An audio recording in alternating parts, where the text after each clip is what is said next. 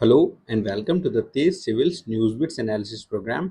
आज के इस न्यूज़ बिट्स एडिशन में हम 5 इंपॉर्टेंट इश्यूज को कवर करेंगे जो कि 3 और 4 अक्टूबर को न्यूज़ में थे। तो पहला जो न्यूज़ आर्टिकल है it will be regarding the skill India mission, क्योंकि स्किल इंडिया मिशन के 10 ईयर पूरे हो गए हैं।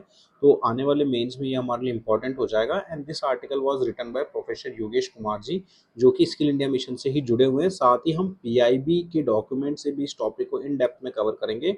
सो आपका एक टॉपिक मेंस पर्सपेक्टिव से कंप्लीट हो जाएगा।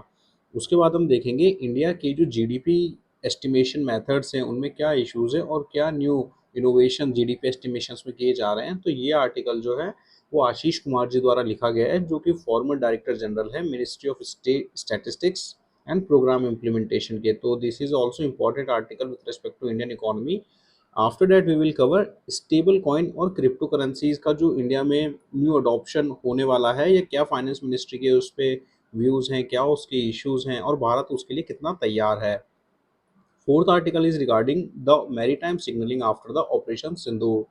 And in last we will see जो हमारा पंचायती राज इंस्टीट्यूशन है उसमें कैसे हमारी डिजिटल इंडिया की जो क्रांति है वह वहाँ तक पहुँची है, और कुछ अच्छे एग्जाम्पल्स हम देखेंगे। नेशनल ई गवर्नेंस जो पुरस्कार रिसेंटली दिए गए तो ये आपके लिए काफ़ी अच्छा वैल्यू एडिशन होगा।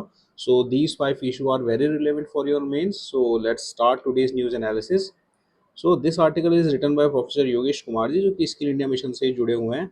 तो 10 साल स्किल इंडिया मिशन के पूरे हुए हैं, तो इस कारण ये हमारे लिए इंपॉर्टेंट हो जाता है। तो स्किल इंडिया मिशन में आप देखेंगे कि अभी तक 6 करोड़ से भी अधिक लोगों को अलग अलग तरह की योजनाओं में प्रशिक्षित किया जा चुका है।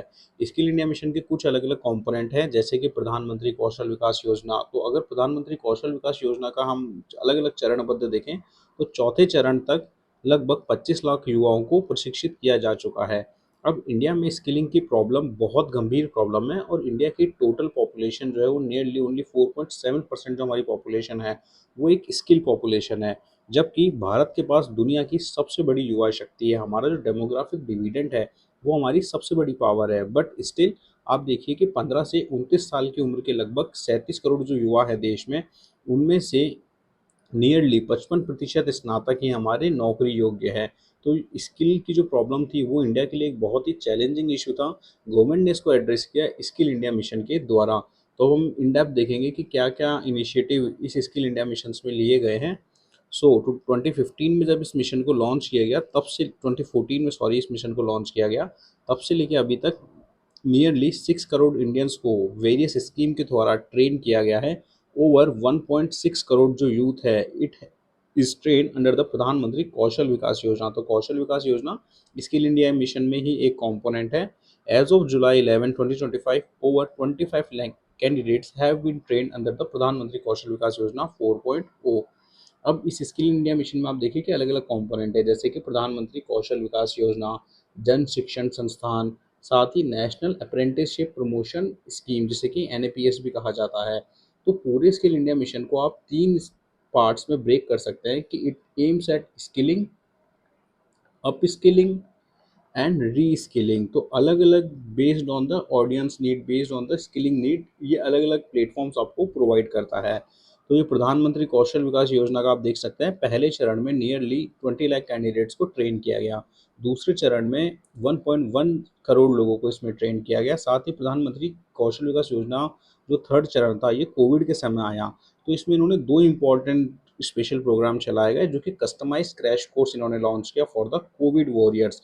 तो इस प्रोग्राम के तहत इन्होंने 1,20,000 लोगों को ट्रेन किया। साथ ही इसका जो सेकंड कंपोनेंट था skill hub initiative for integration and main stream of vocational education, इसके तहत इन्होंने 7.37 लाख कैंडिडेट्स को ट्रेन किया। अब प्रधानमंत्री कौशल विकास योजना का जो चौथा चरण है वह भी चल रहा है। इसके अंतर्गत गवर्नमेंट ने 11 जुलाई 2025 तक नियरली 25 लाख कैंडिडेट्स को ट्रेन किया। तो दिस शोज कि India is heavily investing in skilling its population.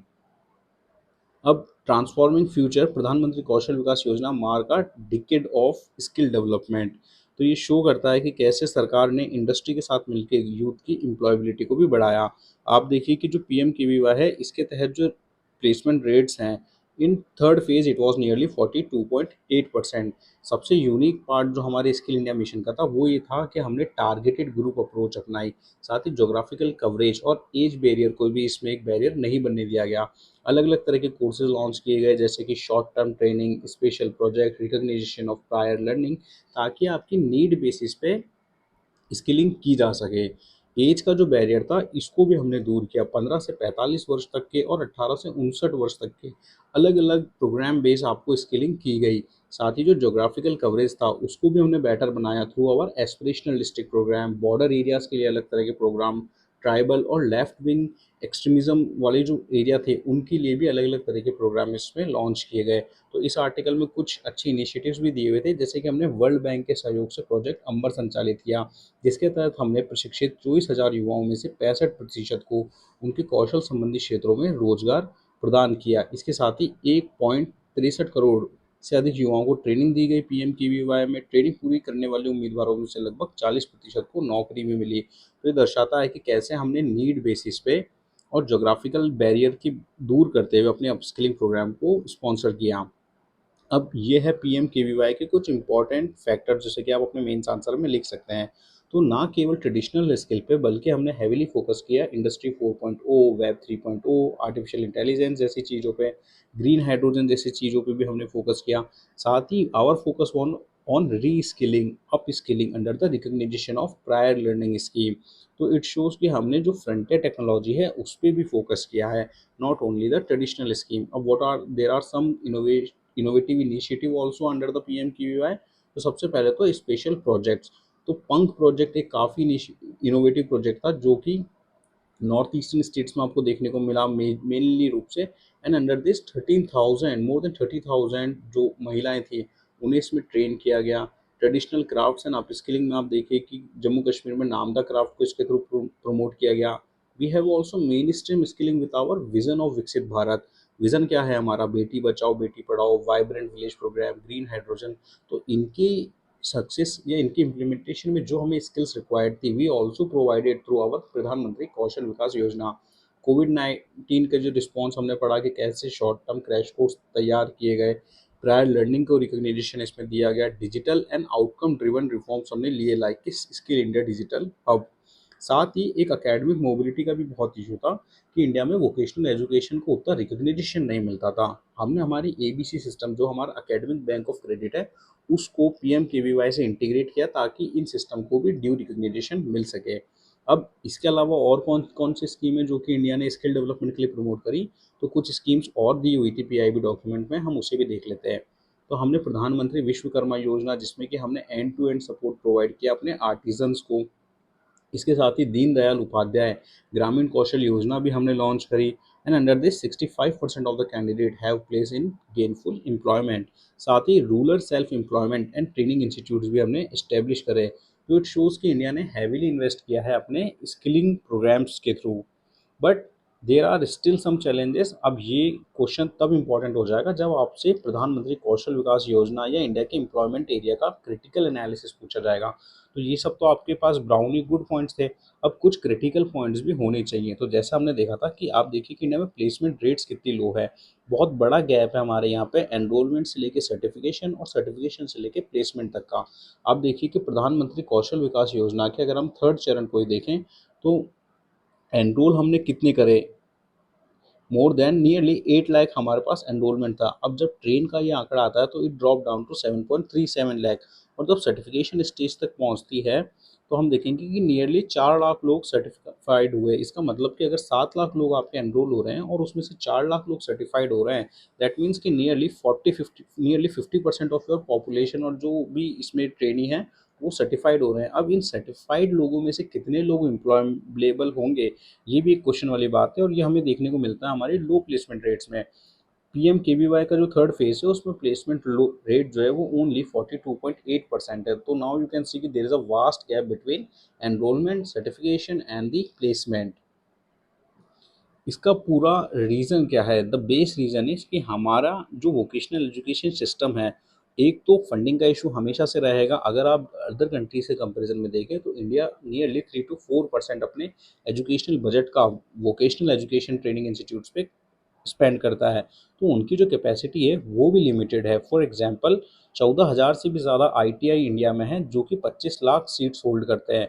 But आप देखिए कि जो हमारे एनरोलमेंट्स हैं they are only 12 lakhs, that mean कि जो कैपेसिटी यूटिलाइजेशन है इट इज़ लेस देन 50%। अब जब इनकी एम्प्लॉयमेंट की बात आती है तो वीईटी का ओवरऑल एम्प्लॉयमेंट रेट इंडिया में ओनली 63% है। वेयर अगर आप जर्मनी और सिंगापुर का देखेंगे तो इट इज़ नियरली 80 टू 90%। तो दिस शोज़ कि जो हमारा फंडामेंटल इंस्टीट्यूशनल कैपेसिटी है उसमें अभी कहीं ना कहीं गैप है। एक पुअर स्किल मैचिंग और इंडस्ट्री रिलेवेंस का जो गैप है उसे हमें फुलफिल करना पड़ेगा। और ये आंकड़े और चिंताजनक हो जाते हैं जब वर्ल्ड इकोनॉमिक फोरम्स की न्यू रिपोर्ट हमारे सामने आती है कि एआई जैसी टेक्नोलॉजी के कारण पर ईयर 2030 तक लगभग 39% जो विद्यमान कौशल है वो बेकार हो सकते हैं। तो आने वाले समय में इंडिया के लिए एक चैलेंज रहेगा कि कैसे हमें अपने जो अपने अपस्किलिंग प्रोग्राम है इनको भविष्य की नीड के साथ चेंज करना पड़ेगा। So this was also a global comparison. You can see कि साउथ कोरिया के केस में 96% पॉपुलेशन स्किल है, जापान में 80%, यूएसए में 52%, बट इंडिया में ओनली 4.7% है। और रीजंस भी हमने देख लिए है, कैसे लो स्पेंडिंग है, बजट का इशू है, इंफ्रास्ट्रक्चरल कैपेसिटी का इशू है। So this was a holistic analysis. After this analysis, I don't think you have to read anywhere about the Skilling India mission. So this was a complete analysis for you. Now we will move towards the next article. So this article has been written by the Ashish Kumar ji, who is the former Director General of the Ministry of Statistics Planning, Ministry of Statistics and Program Implementation. तो this article mainly talks about measuring the India's true GDP. तो India की जो national income है वो GDP के रूप में calculate की जाती है and which is a top down approach. So what is this top down approach, सब देखते हैं कि इंडिया की जो जीडीपी है वो क्वार्टर 1 ऑफ फाइनेंशियल ईयर 26 में 7.8% दर्ज की गई है। तो it shows the optimism about our growth. However this headline figure may not reflect the reality because 90% से भी ज़्यादा जो इंडिया की वर्कफोर्स है वो इनफॉर्मल सेक्टर या अन इनकॉर्पोरेटेड सेक्टर्स में है। और ये जो सेक्टर्स हैं ये कंट्रीब्यूट करते हैं more than half of the GDP. But इनकी जो मेजरमेंट है ये अंडर मेजर रहते हैं। So this under estimation can lead to the incorrect policy decision की जब तक आपके पास एक एक्यूरेट डेटा नहीं होगा you can not have the inform policy decision. So what is this problem? The problem is top down GDP estimation method. कि India currently use करता है टॉप डाउन जीडीपी मॉडल कि जीडीपी एस्टिमेट की जाती है national level पे and then it is broken down to the state and district level. Agricultural sector का अगर हम देखें तो it is estimated from the state level data, but जो मेन है हमारा manufacturing and service sector it rely on the broad national indicator. अब इसका दुष्परिणाम क्या होता है? एक्चुअली ये जो मेथड है वो ग्राउंड रियलिटी और जो लोकल वेरिएशंस है उनको मिस कर जाता है। इसके कारण जो हमारे लोकल आउटपुट या अनऑर्गेनाइज सेक्टर हैं उनके लिए पॉलिसी स्पेसिफिक डिसीजन लेना मुश्किल हो जाता है। अब सॉल्यूशन क्या है? तो सॉल्यूशन है बॉटम अप जीडीपी मेजरमेंट। कि जीडीपी का जो मेजरमेंट है वो डिस्ट्रिक्ट लेवल पे और आइडियली विलेज लेवल पे किया जाना चाहिए। तो इसके लिए डेटा कहाँ से आएगा? डेटा आएगा हमारा एनुअल सर्वे ऑफ इंडस्ट्री के रिकॉर्ड्स, जो लोकल रिकॉर्ड्स हैं, जीएसटी कलेक्शन डेटा है, इसी तरह इलेक्ट्रिसिटी कंजम्पशन डेटा है। तो इसका एक न्यू मॉडल इंडियन इकोनॉमी के कंसेप्ट में दिया जा रहा है कि डिस्ट्रिक्ट डोमेस्टिक प्रोडक्ट। तो आने वाले समय में हो सकता है कि गवर्नमेंट इस तरह की न्यू इनिटिव जो कंसेप्ट है उनको अपनाए और जीडीपी कैलकुलेशन के मेथड में आपको एक चेंज देखने को मिले। तो ये ऐसा नहीं है कि ये नया प्रोडक्ट है, ये ऐसा नहीं है कि ये एक न्यू कंसेप्ट है। उत्तर प्रदेश ने इसे as a pilot product launch किया है। तो उत्तर प्रदेश ने अभी तक अपने 4 डिस्ट्रिक्ट्स में इस जीडीपी मॉडल को लॉन्च किया, जहाँ पे उन्होंने मेरठ, वाराणसी, गोरखपुर एंड कानपुर में इस मॉडल को लॉन्च किया। तो जो फाइंडिंग्स थी दे वर क्वाइट शॉकिंग। एक्चुअली में जो ग्राउंड रियलिटीज़ है वो नेशनल एवरेज से काफ़ी डिफरेंट पाई गई। फॉर एग्जाम्पल मैन्युफैक्चरिंग के क्षेत्र में पाएगा कि मेरठ जो है it has the higher average than the national average. इसके साथ ही वाराणसी का जो सर्विस सेक्टर है वो नेशनल एवरेज से बेटर था। कानपुर सी जीडीपी ग्रोथ ऑफ 6.7%। तो दीज रिजल्ट हाईलाइट कि कैसे जो लोकल लेवल वेरिएशन है या लोकल लेवल एस्टिमेशन है they provide a true picture of growth. So इस तरह का अगर हम बॉटम अप जीडीपी मेथड आप अपनाते हैं तो it will reduce the reliance on extrapolation and the outdated assumption. साथ ही हमारी मेजरमेंट एक्यूरेसी को भी इम्प्रूव करेगा ताकि हम अपने अनऑर्गेनाइज सेक्टर्स को बेहतर कर सकें। इसके साथ ही हमारी क्रेडिबिलिटी एंड ग्रेन्यूलिटी इसके साथ ही हमारी क्रेडिबिलिटी भी बढ़ेगी जीडीपी डेटा की and it will also reflect the diversity of the local economy. So this project which UP adopted, it is also being adopted in other state like Assam, Maharashtra, Madhya Pradesh. तो हो सकता है कि आने वाले समय में जब एक डिसेंट्रलाइज जीडीपी एस्टिमेशन का मेथड अपनाया जाए, so it will present a true GDP picture, one that captures India's full economic diversity and the real living standards। तो आपसे आने वाले समय में ये एक पोटेंशियल क्वेश्चन या जीडीपी एस्टिमेशंस में क्या इश्यूज हैं, अगर ये पूछा जाता है तो आप इस बॉटम अप और टॉप अप जीडीपी एस्टिमेशन के डिबेट को उसमें इंक्लूड कर सकते हैं।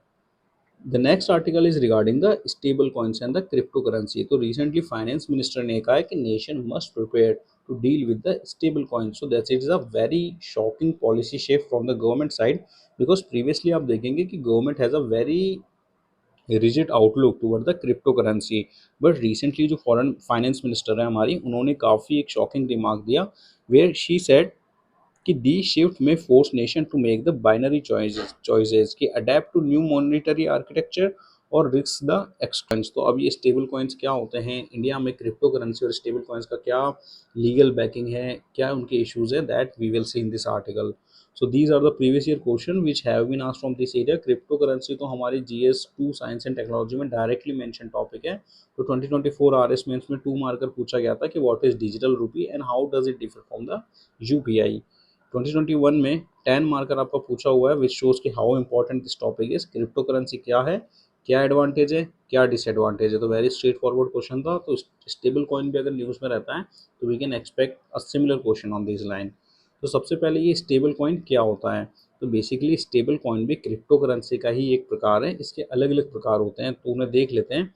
सबसे पहले एक फिएट समर्थित या फिएट कोलेटरलाइज्ड स्टेबल कॉइन। तो इस तरह के जो स्टेबल कॉइन होते हैं इनका मूल्य किसी भी फिएट मुद्रा जो कि लीगल बैकिंग मॉनिटरी मुद्रा होती है, लेट्स से रुपी है, डॉलर है, इस तरह की जो फिएट मुद्रा है उससे इसे पैक कर दिया जाता है, मतलब उसके साथ उसे रिलेट कर दिया जाता है। तो जारीकर्ता जो है वो उस आधार पे अपनी जो संपत्तियां वो आरक्षित रखता है और उससे एक स्थिरता का अनुपात बना रहता है। तो ये तो कोई फिएट करेंसी बैक्ड हो जाएगी। उसके बाद आप देख सकते हैं कि क्रिप्टो बैक्ड भी हो सकती है। फॉर एग्जाम्पल ब्लॉकचेन से जो हमारे स्मार्ट कॉन्ट्रैक्ट बन रहे हैं, तो हो सकता है कि इसके द्वारा भी इन्हें बनाया जा सके। साथ ही एल्गोरिदमिक बेक्ड साथ ही एल्गोरिदम साथ ही एल्गोरिदम द्वारा बैक क्रिप्टो करेंसी भी हो सकती है, जो कि मांग आपूर्ति को एल्गोरिदम से कनेक्ट करके क्रिप्टो करेंसी इश्यूज कर सकती हैं। बट इस तरह की क्रिप्टो करेंसीज में यूजुअली रिस्क अधिक रहता है। नाउ वी विल सी कि इसका सिग्निफिकेंस क्या है। तो 3 इसके मुख्य सिग्निफिकेंस या महत्व है। सबसे पहले तो इसकी जो कॉस्ट होती है वो कम होती है, कॉस्ट ऑफ पेमेंट काफ़ी कम होती है, क्योंकि ये ब्लॉकचेन बेस्ड टोकनाइज करेंसी होती है। तो 24/7 आपको एक्सेस इसमें मिलता है, सेटलमेंट एक्सेस मिलता है। पारंपरिक मध्यस्थताओं पर निर्भरता घटने की दिशा में भी ये महत्वपूर्ण घटक हो सकता है। साथ ही इसकी जो वॉलेट आधारित अवसंरचना है कि स्थिर कॉइन खातों के बजाय वॉलेट आधारित एक्सेस मॉडल पर काम करते हैं, जिससे केवल इंटरनेट कनेक्शन वाले उपयोगकर्ताओं के लिए पहुंच का विस्तार संभव होता है। इसके साथ ही एक इम्पॉर्टेंट फिनोमिना है इसका डेप्रिसिएशन से कि अवमूल्यन से बचाव। कि हाई इन्फ्लेशन वाले देशों में डॉलर पैक्ड स्थिर कॉइन जो हैं वो स्थानीय मूल्य डेप्रिसिएशन के विरुद्ध एक वैकल्पिक सुरक्षा कवच आपको प्रदान करते हैं। बट अगर इसके कुछ पॉजिटिव्स हैं तो कुछ चैलेंजेस भी हैं। Let's see what are these challenges. So these are the triad of challenges you can draw in your mains exam as well. The first one is singleness, मूल्य असंगति। इस सेकेंडरी मार्केट में ये हमेशा अपने जो निर्धारित मूल्यों पर नहीं बिकते हैं, कभी कभी इनके मूल्य में ऊपर उतार चढ़ाव आपको देखने को मिलेगा। उसके बाद आता है आपूर्ति लचीलापन, इलास्टिसिटी। स्टेबल कॉइन्स की जो आपूर्ति है वो उनके रिजर्व एसेट्स पे सीमित होती है। कि अगर कोई स्टेबल कॉइन्स मान लीजिए multiple currency basket, for example dollar, euro, rupees के बेस पे लॉन्च किया गया है, तो उनकी जो रिजर्व एसेट्स हैं वो उनकी आपूर्ति निर्धारित करता है। तो बैंकिंग प्रणाली की तरह ये बैलेंस शीट को अकस्मात नहीं बढ़ा सकते, जिससे कि अगर अचानक लिक्विडिटी की डिमांड बढ़ जाती है तो उसे फुलफिल करना कठिन हो जाता है। तो इलास्टिसिटी का इशू है। थर्डली इंटीग्रिटी का इशू है कि इस तरह के जो ट्रांजैक्शन है गवर्नमेंट्स के लिए उनको ट्रैक करना मुश्किल होता है। उसमें KYC norms, anti money laundering जो नियम्स हैं उनकी पालना करवाना मुश्किल होता है। तो इसका दुरुपयोग मनी लॉन्ड्रिंग, आतंक के वित्त पोषण आदि गतिविधियों में भी किया जा सकता है। तो these are the 3 area of risk which you can mention in your mains answer. अब भारत का स्टेबल कॉइन या जो क्रिप्टो रेगुलेशन है उसको लेकर क्या स्टांस है, लेट्स सी दिस। तो भारत ने अभी तक क्रिप्टो करेंसी को आधिकारिक मान्यता नहीं दी है। आयकर अधिनियम 1961 की धारा 2 सब धारा 47 ए के अंतर्गत सभी प्रकार की क्रिप्टो करेंसी को वर्चुअल डिजिटल एसेट्स की श्रेणी में रखा गया है। तो इन वर्चुअल डिजिटल एसेट्स को मनी लॉन्ड्रिंग निवारण अधिनियम 2002 के तहत लाया गया ताकि पारदर्शिता और निगरानी को मजबूत किया जा सके। साथ ही गवर्नमेंट ने इन पर हाई टैक्स रेट भी रखी हुई है। But now we are saying कि इन पे जो पॉलिसी स्टांस है हो सकता है गवर्नमेंट का आने वाले समय में चेंज हो जाए। अब कुछ एग्जांपल ग्लोबल लेवल पे भी आपके पास होने चाहिए ताकि आप अपने मेंस आंसर में लिख सकें कि कैसे इनका बेनिफिट अदर नेशन द्वारा लिया जा रहा है। तो रिसेंटली अमेरिका ने जीनस एक्ट पास किया था जिसके तहत बैंकों और तकनीकी कंपनियों को स्टेबल कॉइन जारी करने की अनुमति दे दी गई है। यूरोपियन यूनियन के केस में भी देखें तो मीका जो है markets in crypto asset regulation उनके द्वारा लाया गया जिसके तहत केवल अधिकृत ई मनी संस्थान या क्रेडिट संस्थान ही ई मनी टोकन जारी कर सकते हैं। इससे इन्होंने इंश्योर किया अपने वित्तीय स्थिरता, उपभोक्ता संरक्षण और पारदर्शिता को। तो ये कुछ गुड प्रैक्टिसेस हैं कि इंडिया के केस में किस तरह से हम रेगुलेशंस को फ्रेम कर सकते हैं। इसी तरह का सिमिलर ऑर्डिनेंस आप हांगकांग के केस में भी देखेंगे जहां पे उन्होंने सभी स्टेबल कॉइन्स को उच्च गुणवत्ता और तरल संपत्तियों द्वारा समर्थित होना आवश्यक किया। तो ये हमारे लिए कुछ गुड केस स्टडीज है from the global level so that we can compare our model from their model. So this was a good analysis. Next article is regarding issues related to the national integrity and security. So recently Operation Sindoor जब India ने conclude किया तो now we are seeing a or a witness now we are witnessing a shift in our maritime signaling. तो recently Indian Ocean area में दोनों ही countries द्वारा both Pakistan and India की जो एक्टिविटीज़ है you will see a rise in that. And recently defence minister ji Rajnath Singh ji द्वारा भी एक कमेंट किया गया against Pakistan's any mischievous activities regarding the Sir Creek. He warned that Pakistan offer resounding response that could alter its history and geography. So that was a very strong message from our defense minister. So let's see कि ये जो पूरा maritime signaling है what this issue is all about. So we see from Indian perspective our navy has been dominating and our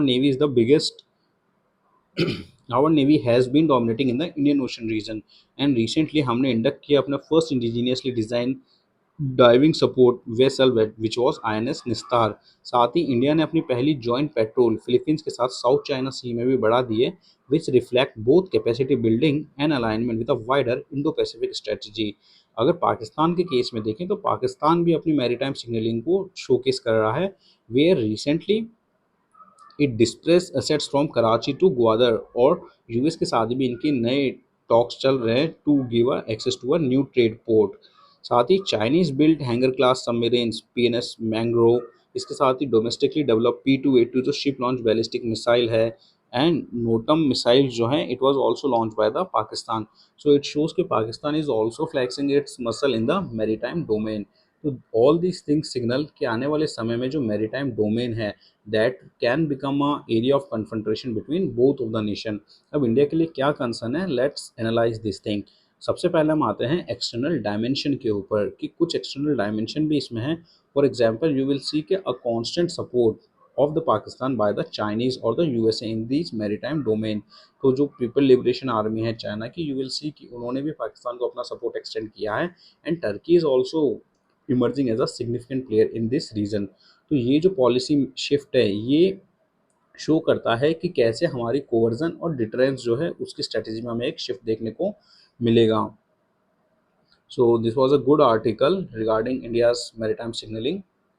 the next article is regarding the Panchayati Raj and the e governance structure कि पंचायतों तक भी हमारी digital क्रांति कैसे पहुंच चुकी है। तो रिसेंटली राष्ट्रीय ई गवर्नेंस पुरस्कार दिए गए हैं उसमें कुछ अच्छी पंचायतों को पुरस्कृत किया गया। तो we will see this and these panchayat can be written as a good example when it comes to the e-governance or the Panchayati Raj institution. So let's see ये नेशनल ई गवर्नेंस 2025 पुरस्कार रिसेंटली दिए गए। तो रोहिणी ग्राम पंचायत जो महाराष्ट्र की है इसे gold पुरस्कार दिया गया because it become the first gram panchayat in state to adopt a fully paperless e office system जो ऑफर कर रही है more than 1000 online services and ensuring 100% household digital literacy. तो इस पंचायत को आप as a good value addition in your good governance e governance में mention कर सकते हैं। उसके बाद त्रिपुरा की वेस्ट मजलिशपुर ग्राम पंचायत जो है इन्होंने एक citizen charter driven panchayat governance model अपनाया जहाँ पे पंचायत द्वारा बर्थ डेथ मैरिज सर्टिफिकेट इस तरह के जो भी काम थे उसमें सिटीजन चार्टर मॉडल को अडॉप्ट किया। तो सिटीजन चार्टर भी आपके डायरेक्टली मेंशन टॉपिक है GS3 पॉलिटी में। तो आप इस तरह की पंचायत का एग्जाम्पल उसमें कोट कर सकते हैं। गुजरात की पलासना पंचायत अगर हम देखें तो उन्होंने डिजिटल गुजरात और ग्राम सुविधा जैसी सुविधाओं के द्वारा क्यूआर और UPI based property tax assessment और ऑनलाइन ग्रीवेंस सिस्टम को अपनाया, with more than 10,000 citizens availing this service annually. इसके साथ ही उड़ीसा की सुकाती ग्राम पंचायत जो थी, उन्होंने उड़ीसा वन और सेवा उड़ीसा जैसे प्लेटफॉर्म के द्वारा अपने सिटीजन को 24/7 एक्सेस प्रोवाइड किया with the real time tracking. तो these are some good example you can use in your ethics and the governance. अब पंचायती राज में भी सरकार द्वारा कुछ अच्छे इनिशिएटिव लिए गए, उन्हें देख लेते हैं। इस आर्टिकल में एक महत्वपूर्ण इनिशिएटिव मेंशन था जो कि सभासार पोर्टल था। जो मिनिस्ट्री ऑफ पंचायती राज की वेबसाइट है सभासार पोर्टल, तो बेसिकली ये आर्टिफिशियल इंटेलिजेंस बेक ये बेसिकली एक आर्टिफिशियल इंटेलिजेंस द्वारा प्रायोजित एक पोर्टल है जो कि पंचायतों की जो मिनट्स ऑफ मीटिंग होती है उसको रिकॉर्ड कर सकता है। तो इस पंचायती राज पोर्टल पर आप देख सकते हैं कि अभी नियरली 44,000 ग्राम पंचायत हमारी रजिस्टर्ड है, 30 से ज़्यादा ब्लॉक पंचायतें हैं, जिला पंचायतें हैं और 29 से ज़्यादा स्टेट्स इस कार्यक्रम में पार्ट ले रहे हैं। तो बहुत ही सिंपल प्रोजेक्ट है जहाँ पे आप अपनी पंचायत की जो वीडियो और ऑडियो रिकॉर्डिंग्स है उनको अपलोड कर सकते हैं। एआई इसको प्रोसेस करता है और जो मिनट्स ऑफ मीटिंग है उसको अलग अलग फॉर्मेट्स में आपके लिए बना देता है। लैंग्वेज कवरेज को भी आप देखिए कि कितना अच्छे तरीके से कवर किया गया है कि नाउ नॉट ओनली हिंदी बल्कि हमारी जो रीजनल लैंग्वेज है जैसे तेलुगु, तमिल, गुजराती, कन्नड़ा, सभी तरह की भाषाओं में इसमें सपोर्ट आपको प्रोवाइड किया गया है। तो this is a good example you can use whenever it's comes to the digital transformation of India, you can quote this example. Panchayati Raj के केस में दो एग्जाम्पल और अच्छे थे इस आर्टिकल में। पहला तो पंचायती निर्णय ऐप की, पंचायती निर्णय ऐप के द्वारा जो भी बैठकों के डिसीजन है उनका प्रबंधन किया जा रहा है। और महाराष्ट्र, झारखंड और छत्तीसगढ़ जो है उन्होंने सर्विस प्लस ऐप का भी लाभ उठाया है। तो these there are three important app mention in this article: panchayat Nirnay app, Sabhasaar portal और सर्विस प्लस ऐप। तो this was a good value addition for your mains. We hope you like our today's news bits analysis. So stay tuned to the Tej civils platform और आने वाले lecture में हम 6 और 7 अक्टूबर के इंपॉर्टेंट न्यूज़ एडिटोरियल्स को कवर करेंगे। And if you like our initiative please do consider hype, share, like and subscribe. मिलते हैं अगली क्लास में। Till then.